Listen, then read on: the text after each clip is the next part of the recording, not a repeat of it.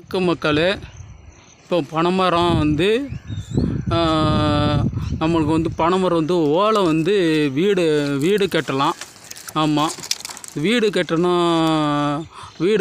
அவ்வளோ அருமையாக இருக்கும். வீடு கட்டினா நல்ல குளிர்ச்சியாக தரும். ஏசி மாதிரி நம்ம வீடு சூப்பராக இருக்கும். இந்த வீடு கட்டினா பனைமரத்தை ஓலை கட்டினா. ஆமாம், நம்ம அது விட்டோம்னா நமக்கு வந்து பனைமரத்தில் வந்து பயணி வரும். ஆமாம், அது விட்டோம்னா பனைமரத்தில் வந்து நமக்கு நொங்கு கொடுக்கும் நமக்கு. ஆமாம், இந்த பனைமரம் வந்து நம்ம அழிக்கக்கூடாது. ஆமாம், அது வந்து 100 வருஷம் வரைக்கும் வாழும். அது காணோன்னா வறண்ட பூமியில் தான் இந்த பனைமரம் வரும்.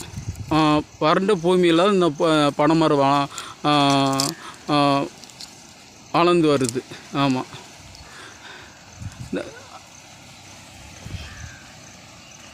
எல்லாமே இந்த பனைமரம் வந்து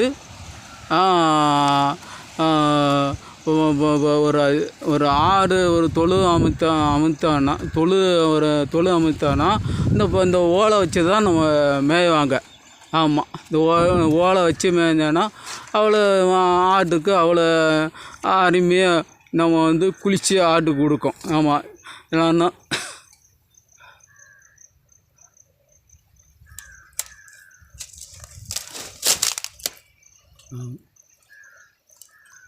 இந்த பனைமரம் வந்து இந்த ஓலை வந்து பொங்கல் சீசனில் வந்து நம்ம தை மாதம் நம்ம பொங்கல் வரும். அது வந்து ஓலை வந்து பொங்கல் வைக்கிறதுக்கு ஓலை வந்து யூஸ் ஆகும். ஆமாம், அப்புறம் அந்த மட்டை வந்து படல் கட்டுறதுக்கு ஆகும். எல்லாமே இந்த பனைமரத்தை வந்து எல்லாமே பயன்படுது பொருள் தான். ஆமாம், எந்த பொருளும் வந்து வேஸ்ட்டு இல்லாத பொருளாக கிடையாது பனைமரம். நமக்கு வந்து எல்லாமே இது பனைமரத்தில் கொடுக்கு.